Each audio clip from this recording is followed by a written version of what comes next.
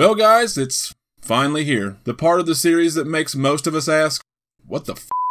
No going back now though. Let's talk about it. I can't believe this. I can't tell you anything. Every time I tell you something, everybody else knows about it. No, I'm mad. What is up everybody, it's Brandon here coming at you live from Smith's Grove, and today we're talking about Halloween 5, The Revenge of Michael Myers. Joy! So after a successful outing and the return of Michael Myers in Halloween 4, Mustafa Akkad rushed Halloween 5 into production, fast-tracking it for October 89 release. That's less than a year's time. Big mistake. Big mistake. Akkad once again turned to Alan B. McElroy and Dwight H. Little to write and direct Halloween 5, but the two declined to return. Ramsey Thomas assumed the role from producer Paul Freeman and hired Shem Bitterman as a screenwriter. Bitterman's first script, written in the span of 3 days, had Jamie as the evil killer with the resurrection of Myers alongside her. Akkad, being adamant that Myers was the sole antagonist again, turned the script down. It wasn't long after some rewrites and seat changes that the job of director was awarded to Dominique Othenin-Girard, who was recommended to Akkad by Halloween co-creator and legend Deborah Hill. Big mistake.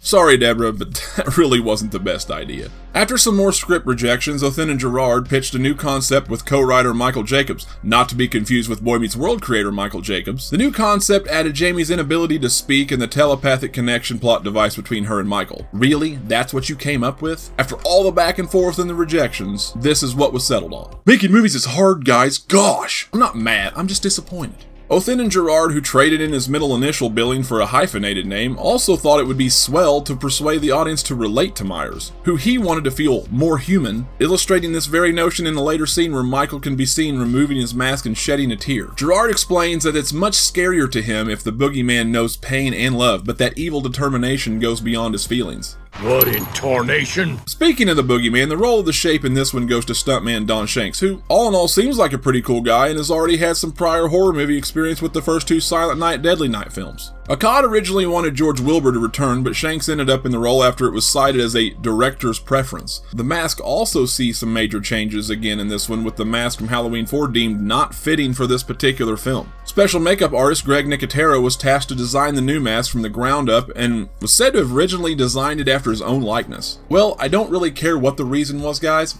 It looks like shit. The returning cast in this movie sees Daniel Harris return as Jamie, who is not an evil serial killer, but a weird hospitalized mute. Why? Nobody knows, man. Art, I guess? Ellie Cornell returns as Rachel Carruthers, but only briefly, as you'll find out. Bo Starr returns as Sheriff Meeker in a bit of a downsized role. And last but not least, Donald Pleasance returns as Dr. Loomis, this time in peak crazy mode. New to the cast is Wendy Kaplan as Tina, Tamara Glenn as Samantha, Matthew Walker as Spitz, and Jonathan Chapin as Mike. Yep, there's another character named Mike in this movie. Why? Nobody knows, man! Actually, we do know, and we'll discuss it later. Filming of Halloween 5 began in May of '89 in and around Salt Lake City, much like Halloween 4, and before the script was even entirely done.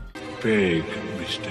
On a budget of $5 million, Halloween 5 was finished and released in October of 1989, a week shy of being a year after the release of its predecessor. Box office totals came in at a whopping $11.6 million and was the least successful Halloween film to date. If that wasn't a kick in the diddly enough, the film actually went straight to video outside of North America. It's no surprise that this film is considered one of, if not the lowest point of the franchise. But is it really? The setup doesn't look too promising, but let's take a look inside the Sanitarium at Halloween 5, The Revenge of Michael Myers.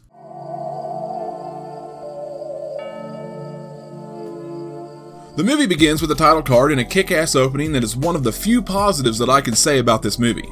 Alan Howarth and his score hits a bit different in this one, and I actually really do like it. We get a re-showing of the final events of Halloween 4 with Michael getting shot to shit and falling down that mine shaft or whatever. We see some new footage of him crawling to safety in time before they can use that dynamite I mentioned in the last video to try and blow the boogeyman into boogie bits. Michael then slips into the river after crawling out in one of the goofiest scenes in the film. Don't worry, there's another one at the end we'll get to as well. What have they done to my boy?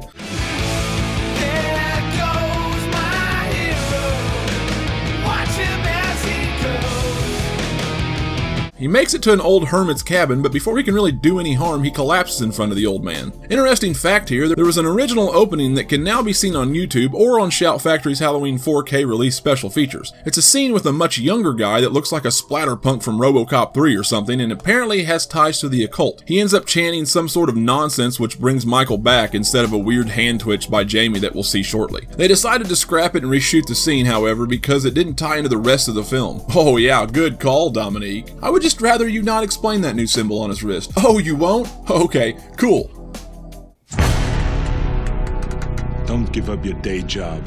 Fast forward a year later, Jamie's in a children's hospital due to trauma from the previous film's events, where she's having nightmares about attacking her stepmom and apparently telepathic visions of her Uncle Boogeyman killing that nice hermit man, who, for some dumbass reason, took care of him for a whole damn year. As Jamie flips her shit, the nurse and doctor try to help. Oh, and Loomis is there too, once again ahead of everyone else, knowing something bigger is going on with Jamie. The next morning, we see Rachel waking up by Jamie's side with less of a wholesome final girl look and more of a, hey, I'm a late 80s red shirt look. We then get introduced to one of Rachel's new friends, Tina. I'm in the minority here probably, but I actually like Tina. She's a bit crazy and annoying at times and is kind of unconventional for the role she's supposed to be in, but I really don't hate her. Also introduced is their new dog, Max. And I don't know why these people keep bringing dogs into these movies. Like, we know what's gonna happen to them. Anyway, the crew gets spooked when a rock with a note attached busts through the window.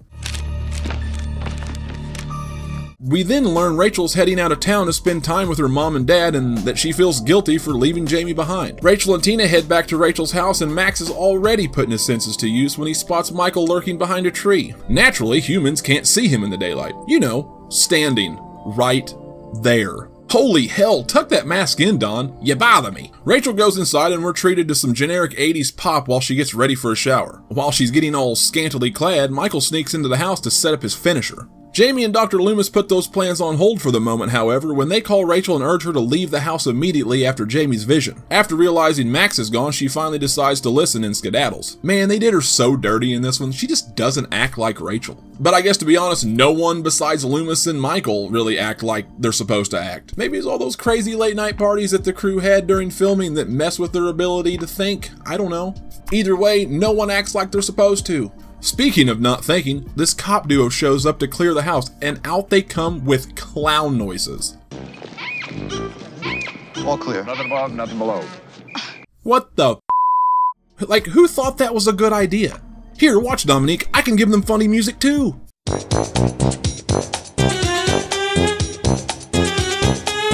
Kids from the 90s might appreciate that one. Well, the cop goons find absolutely nothing, but that nothing is still in the house, and we actually get a good suspenseful scene here complemented with a good score.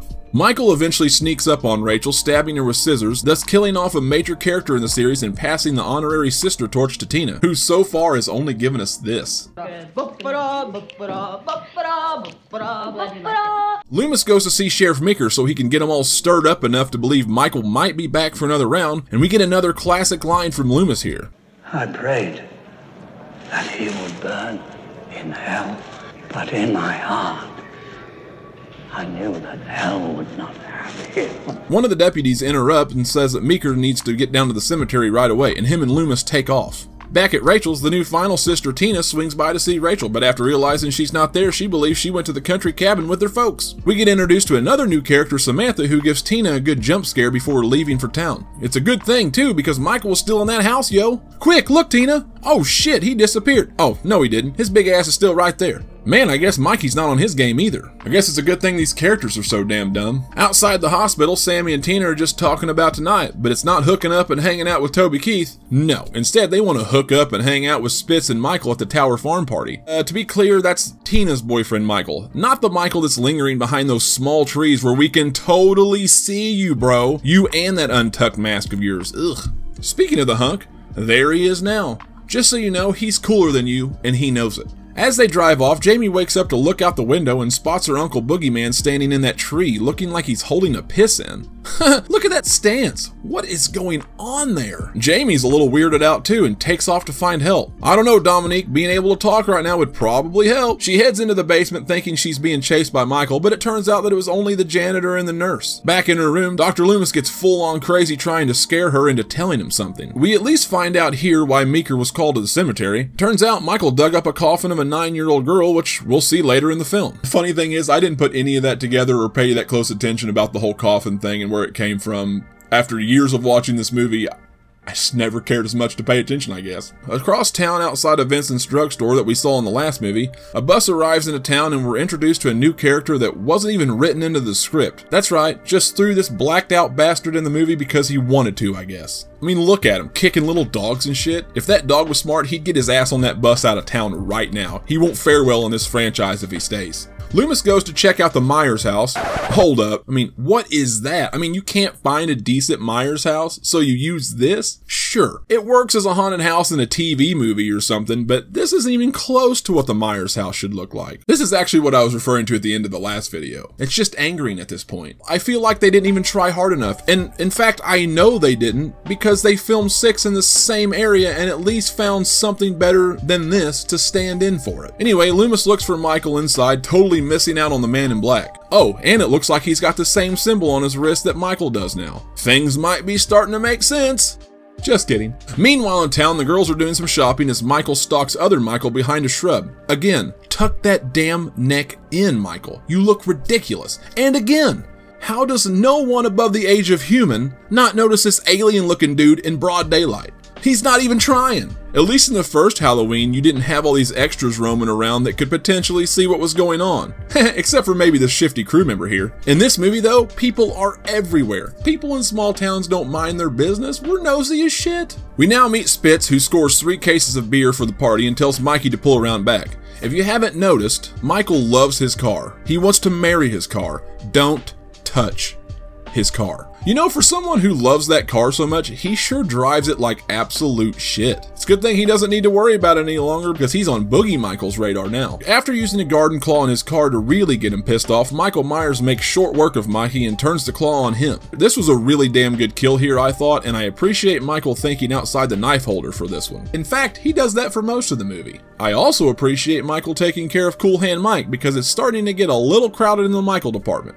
Don't worry, even though he's gone, the movie will reveal shortly why this character was named Michael as well. Nighttime finally arrives and Jamie is getting ready for the Goblin costume pageant at the hospital. Meanwhile, Michael Myers comes sliding in front of the Carruthers house to pick up Tina as the man in black looks on. You see it now? Michael is picking up Tina, but it's not the Michael she thinks it is? Haha. Clever girl. Yeah, that's all I really have here. Michael does look pretty creepy in that brute mask though. All of this though was just a way to get Tina in the danger zone, trigger Jamie's telepathy, and set up the absolute best dialogue in the entire series. Cookie woman. Cookie woman. The cops make it to Tina in time as she's picking up some cancer sticks and brings her back to the hospital to see Jamie. Jamie then greets Tina with some actual real words and it gets Tina all emotional. This is where I start to realize how decent of a person Tina is. You can tell she really cares for Jamie. Unfortunately, it doesn't last long when her and Loomis match up crazies. I'm never sensible if I can help it. Tina! A brief, shining moment, and then that mouth. It's unfortunate she's made out to be a typical dumb slasher character, not realizing Jamie and Loomis are telling the truth, but it is nice to see through all of it that she's still legitimately worried about Jamie. Bulk and Skull are then tasked to watch over Tina and give her a ride to the party at the Tower Farm, while Jamie and Billy sneak out to find Tina. Billy knows what's up though. You don't even know where she is, but I do. Today, Junior? The Tower Farm. Out at the Tower Farm, things are getting wild and out when Michael shows up driving like other Michael. Maybe I was too hard on Mikey earlier, because Boogie Michael drives like shit too. The bozo cops notice, but in true horror movie style, they ignore it because they can't take anything seriously. I look like a life-threatening situation to you? Why is the guy on the right doing a Clint Eastwood impression? The kids decide to play a trick on the two bozos when Spitz dresses up as Michael Myers and chases Tina and Sammy out in front of their car. The cops don't find it too funny, but at least they're self-aware enough to admit what we knew all along. Fortunately, we're lousy cops. Sorry. The girls run off to the barn to play with some kittens Sammy found, and Spitz and his goofy laugh follow suit. Ugh, kill him right now. kill him. I do find the barn scene to be one of the better parts of the film. It's a great spooky setting, and I'll give them a little credit. The suspense is pretty damn good here. When I think of Halloween 5, it's one of the first places my mind goes to. After some kitten play, Tina heads back inside so Spitz and Sammy can get some other kitten play in, if you know what I mean. Of course, before that can happen, Spitz has to play one final trick on Sammy, pretending to be Michael Myers again. You don't know how final that trick will be, my dude. Spitz gets some foreplay in that's just plain awkward, because there's no music and you can hear their weird moaning and sound effects. Here, let's try that with some actual music. Who let the dogs out?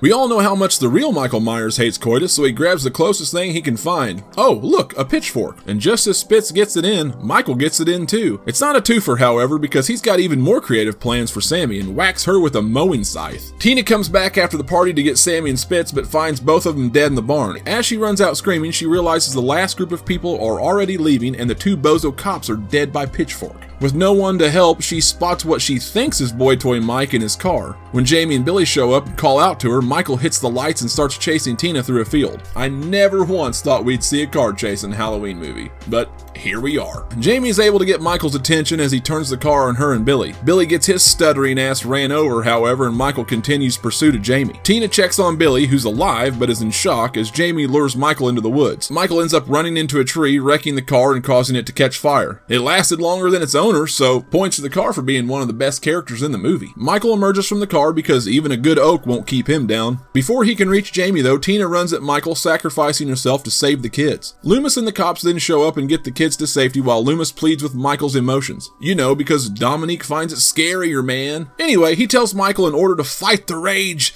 inside, he has to go home. The cops decide to set up around Michael's Victorian-style vacation Utah home, hiding in bushes and shit, waiting for him to show up so they can ambush him. Meanwhile, Jamie's upstairs with Loomis and Charlie when the troopers get called to the hospital. Apparently, Michael is way too smart for their ambush operation and attacked the nurse and doctor at the hospital. Hard to say what actually happened, but he knew they were stupid enough to send almost every single cop over there. Now that is a diversion. Michael then shows up, taking out the officer outside first, and having heard this over the radio, Charlie tries to call Meeker. Loomis has other plans, however, and in true Loomis form, he smashes the radio and holds Charlie at gunpoint, knowing he'd need Jamie as bait.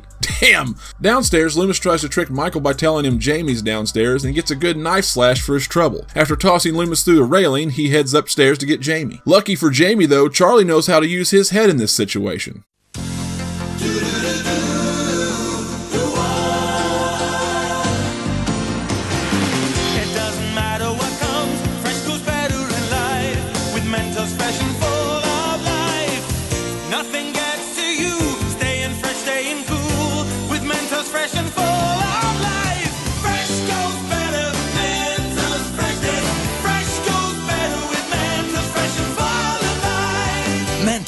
The Fresh Maker. Well, shit. I thought he was going to use his head a bit differently there. Jamie runs away and finds herself hiding in a laundry chute. Another memorable scene for this movie and pretty suspenseful. In a scene cut from the movie, Michael actually stabbed Jamie in the leg through the laundry chute, but to avoid an X rating, they scrapped it. You can also see this clip along with a few others on the Shout Factory special features, or if you're lazy, YouTube. Jamie manages to crawl back up to the chute and finds her way to the attic. Up there, she finds the bodies of Max, boyfriend Mike, and Rachel. She climbs into the 9-year-old coffin that Michael dug up and was mentioned earlier as Michael approaches. She stops Michael in his tracks by calling him Uncle Boogeyman, and Uncle Boogeyman takes off his mask to shed a tear. When she tries to wipe away the tear, he freaks out and destroys the coffin, trying to stab her in the process. How dare you make him feel feelings, Jamie? Jamie runs downstairs where Loomis grabs her and uses her as literal bait for Michael. I love how Loomis is always able to one-up himself on the crazy scale. He manages to lure Michael and that alien mask of his into the next room and drops a huge chain net on him while firing tranquilizer darts into him at the same time. It's like he's an escaped lion or some shit at the zoo. He beats Michael with a 2x4 until he has a stroke in the process, landing on top of Michael as the cops show back up. And this was supposed to be the end of Loomis until it gets retconned again in 6. Back at the police station, Michael is chained up in a cell waiting on the state troopers to take him back to prison. This is another one of those shots that was just absolutely ridiculous to put in the film. him on his knees, turned away from them like a scolded kid pouting in the corner. And what the hell is up with him fiddling with those chains? I guess the positive side is he's got a water fountain in there in case the poor little guy gets thirsty. They take Jamie back to the car so she can go back to the clinic, and in one last what the f moment for the movie, the man in black shows up. Do we find out who he is and what that symbol means? No. But we do get this.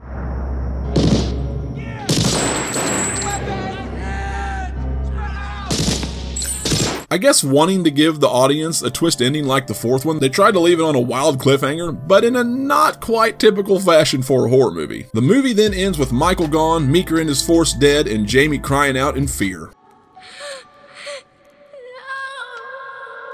And that was Halloween 5, released in 1989, just under a year after the fourth one, and the film that's wildly considered to be the one that took a shit on the franchise for the mighty dollar. So it's no secret that this movie has been heavily criticized for its shortcomings, and even the cast and crew realize the mistakes that were made. They do all seem to mostly stand behind the film though, and I do admire them for that. Depending on who you are, this movie's negatives probably outweigh the positives, and depending on what day it is, I might fall in that same category. Some love the film, some despise the film, and even though I don't love it, I don't despise it. It makes so many mistakes with the story and the mask and all that, and it's frustrating because it was all completely unnecessary. Dominique was probably a nice guy, but I feel like he was just a little bit too pretentious about certain things. I don't know, maybe it's a French thing. We all know the negatives though, and I don't really disagree with any of them, but what I will do is name my positives for this movie, and yes, I found some. So despite the setting in Utah again, and the horrible, angering choice that they used to stand in as the Myers house, most of the other locations weren't that bad. I mean, it still felt like a small town area. I liked the vibe for the most part, and I love the Tower Farm location and scene. I love all that. The movie was dark and suspenseful at times, the lighting was great, and Alan Howarth did a great job with the score. Danielle Harris once again did an amazing job with what she had to work with, and really the rest of the cast did pretty well for what they had to work with too, with their poorly written characters. And for all of that, I'm giving Halloween 5 a 2.8 out of 5. And a pretty fair score in my opinion. As a slasher movie not connected with Michael Myers, it might have worked a little bit better. But unfortunately, it is connected and we can't pretend otherwise. It's still something that I'll watch from time to time, and it hits the nostalgia button because it reminds me growing up as a kid watching AMC Fear Fest. This and Halloween 4 was on constantly as a kid, so for a long time that was my Michael Myers fix. The next movie in the franchise, however, does not hit that nostalgia button, but I have grown to like and appreciate the movie a lot more over the years. So next time on Smith's Grove, I'll be covering Halloween 6, The Curse of Michael Myers. 6 was another controversial and critically panned entry in the series, and I'll be discussing the direction they went in to try and clean up this mess from 5. Oh, and by the way, I am going to be covering both the theatrical and the producer's cut in the same video, so stay tuned. Until then, thank you guys so much for watching, and I'll see you then. Stay sane. Guys, I just wanted to tell you real quick that I appreciate the views, I appreciate the support. You know, the views and the subscribers I'm picking up over these last few videos have been great. We've got so many more series to talk about after this. Scream, Friday the 13th, Freddy movies, all that stuff. We are getting to all of it. It's going to take a little while, but I hope you'll join me for that. And on the side, you know, I might throw in some other stuff from now and then. I'm going to be playing Resident Evil 4 Remake also on the channel from here and there when I get time. So stay tuned for all of that. I'm having a blast. I hope you guys are too. I appreciate it so much. Thank you.